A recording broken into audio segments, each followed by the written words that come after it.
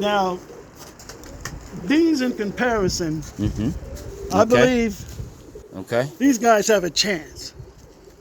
But the other one, it'll fly and roll, whatever. But in order for it to finish out, you have to wait. You gotta wait. You gotta wait. Now, Okay. if I thought they were superstars, I'd take them down here. Okay. Okay. And wait, and then wait. And wait. Till I'm gonna go finish look out. down there in a minute. When they finish out, that's when I'll use them for breeding. Okay. Yeah.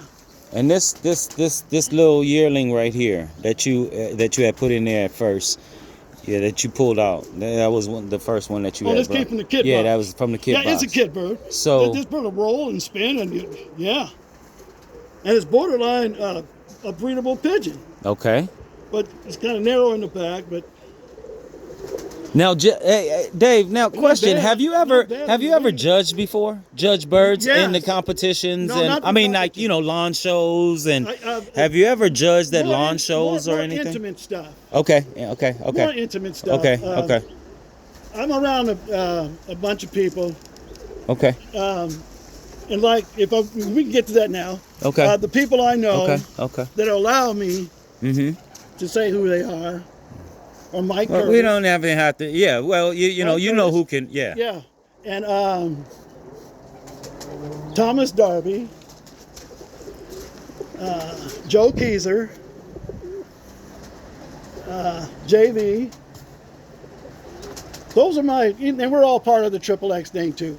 Okay. But we communicate with each other all the time, Okay. and we love the sport. And Okay. Gotcha. but All right. yeah, but this is a kid bird. It is a borderline breeder, Beautiful. right? The more Beautiful. I'm holding it, Beautiful bird. the more I'm holding. This is more of a breedable pigeon. right? Now, do you look at eyes, Dave? Is that an important factor Okay, to ask you? that. You roll it? Ooh. Go. Is that an important? And now, what do you think about eyes, Dave? What do you think about the eyes? How do you explain eye? Do you judge eyes? Well, to me, there's nothing more important than the other. To me, the eye is just as good as how about the wing? Or how about this? And it's all a package. And everything just got to be balanced. You know, it's not like, oh, this one's got a good eye, so I'll breed out of it. If that's the only reason why, you're going to get in trouble.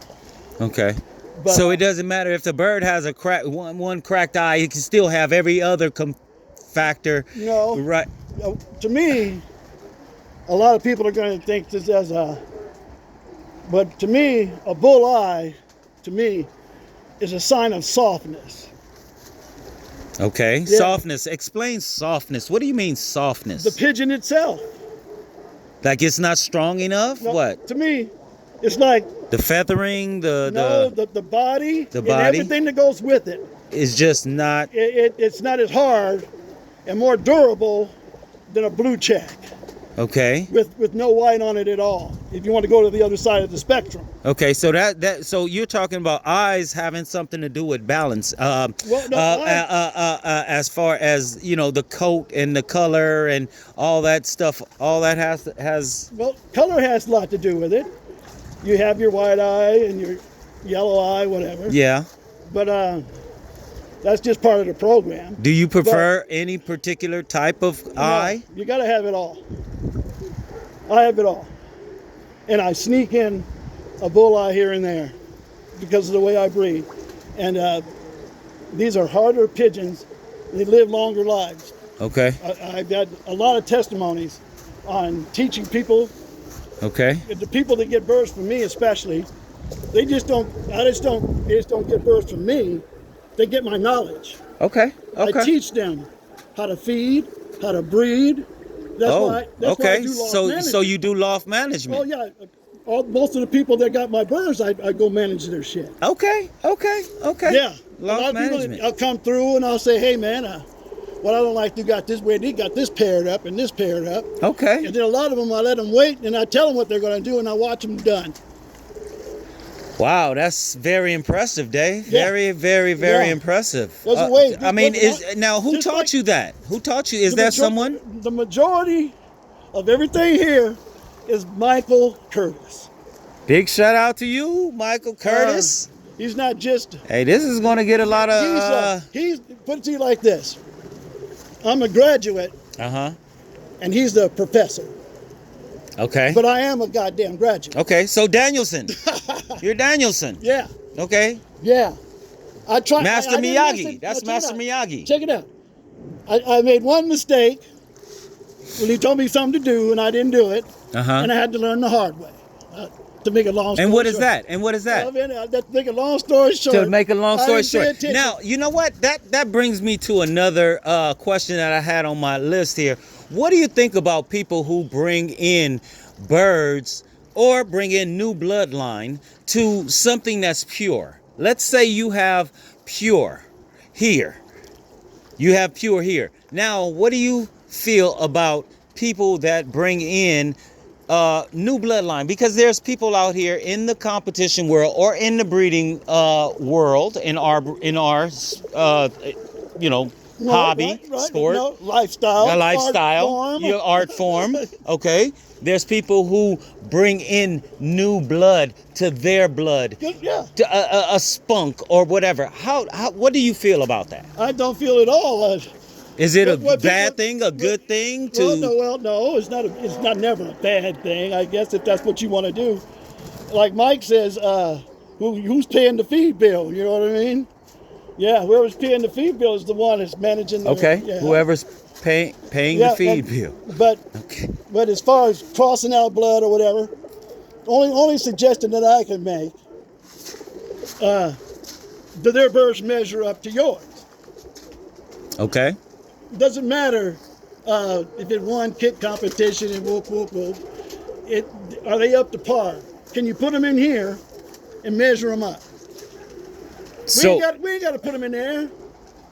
Just put them in so there. that's strictly okay. So for the show. So basically, hey, let me ask you a question. Have you competed in lawn shows? Have you been in the lawn shows because you got some beautiful birds here, Dave. I'm looking at them now. But not saying bad nothing about the lawn show. Okay. Because I go to them and I enjoy them. Okay. But back in the day, Harold, and I learned this from him. He would bring a couple of birds to the show. Okay. And give them away to whatever kids. Okay. Want to get started in the field. Because your birds are this close to other people's pigeons. Mm-hmm. And you're moving them around and all that. Yeah.